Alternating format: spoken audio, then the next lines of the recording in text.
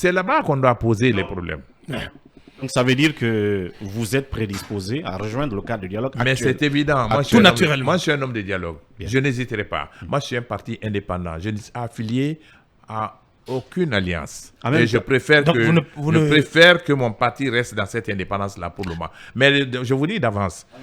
Attendez, s'il vous plaît, je n'ai pas terminé. Non, attendez.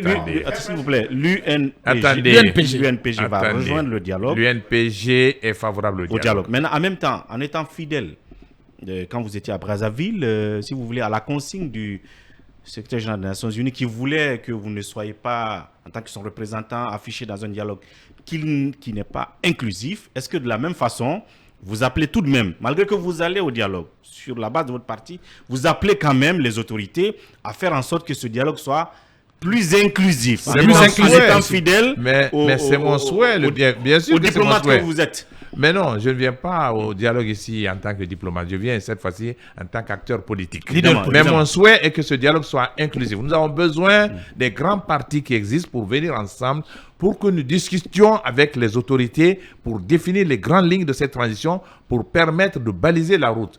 S'ils sont absents, on n'avancera pas. Je souhaite qu'ils viennent et qu'on discute ensemble. Moi-même, je n'ai pas de problème avant. Je ne sais pas comment ça va se passer. Je ne sais pas quels sont les... Ça ne veut pas dire que je fais de la compromission. Mais je vais jouer mon rôle de parti politique, d'un parti indépendant qui va venir. S'il y a un dialogue, je participerai. Et je ferai valoir les points de vue de mon parti. Les considérations que nous avons pour conduire cette transition, je le ferai savoir. Bien. Je souhaite que la charte de la transition soit respectée. Je souhaite qu'il y ait des élections à l'issue de cette élection, que cette élection soit crédible et transparente. Je le ferai savoir. On va rentrer mais je refuse de faire la chaîne. Dans les détails dans un instant. Donc, a priori, à vous entendre, votre parti n'est pas prêt de rejoindre une coalition politique. Pour le moment, nous ne sommes pas dans une coalition. Mais je vous informe. L'autre jour, quand nous avons célébré la naissance de notre parti, plusieurs partis m'ont contacté. Plusieurs coalitions. Non, plusieurs partis sont venus qui ne sont pas dans des coalitions. Sont venus me voir, nous voulons aller avec vous dans une coalition. J'ai dit, on va réfléchir. Bien. Pour le moment, je ne suis pas dans une coalition. C'est possible qu'une coalition naisse et se constitue autour de votre personne. Je n'exclus rien, mais moi, je ne vais pas aller dans une coalition qui a des positions tranchées. Très bien. Je veux être indépendant et participer à la vie politique. S'il y a dialogue, je participerai. Donc, quelles recommandations pour les forces vives de Guinée qui se sont reconstituées? On sait bien que vous avez été porte-parole des forces vives qui étaient l'opposition face au CNDD. Aujourd'hui, elles se sont reconstituées avec le parti de l'ex-président Alpha Condé, le parti de Cellou Dalein Diallo, et celui de l'ancien Premier ministre Sidi Touré principalement. Et le FND, c'est le pendant de la société civile de l'organisation. Comment vous observez leur combat et leur attitude, leur position tranchée vis-à-vis de la conduite de la transition? Vous savez, c'est des partis que je connais bien. Les leaders de ces partis-là sont très proches de moi. J'ai de très bonnes relations avec chacun d'eux. Ouais.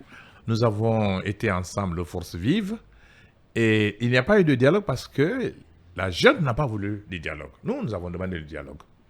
Si le gouvernement, les militaires avaient accepté en 2008-2009 d'organiser un dialogue avec les partis politiques, avec les forces vives, on aurait évité le drame du 28 septembre. Mais c'est parce qu'ils ont refusé. Mais maintenant, ce que je demande, c'est que tous les acteurs politiques, c'est le conseil que je donne. Et le même message que je donnais aux autres pays africains quand je travaillais pour les Nations Unies, je ne peux pas venir faire le contraire ici. Demander aux autres d'aller au dialogue et venir en Guinée, qu'on dise « Ah oui, François Fall qui vous poussait là, allez au dialogue, il vient en Guinée, il ne veut pas de dialogue. » Non. Moi, je connais les vertus du dialogue. En Guinée, ici, en 2013, au moment où je présidais le dialogue, personne ne pensait qu'on aurait pu réussir ce dialogue-là. Et je l'ai présidé.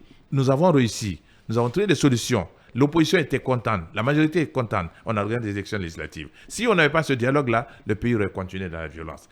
Encore aujourd'hui, tout ce que, comment on les appelle, les forces vives de Guinée demandent, on peut venir discuter de cela sur la table, s'ils viennent. Mais ils demandent un dialogue présidé par la CEDEAO. Vous savez, la présidence d'un dialogue, moi j'ai organisé des dialogues. J'ai une certaine connaissance de ces dialogues.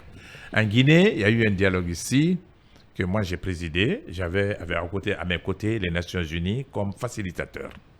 Un Guinéen avec un facilitateur international. Quand j'étais représentant spécial en République centrafricaine en 2008, j'ai obtenu un accord de paix avec les groupes rebelles. Et pour cimenter cet accord de paix, j'ai organisé un dialogue national inclusif. Et ce dialogue-là, je ne l'ai pas présidé. Les partis se sont mis d'accord avec le gouvernement de prendre une personnalité indépendante pour venir présider.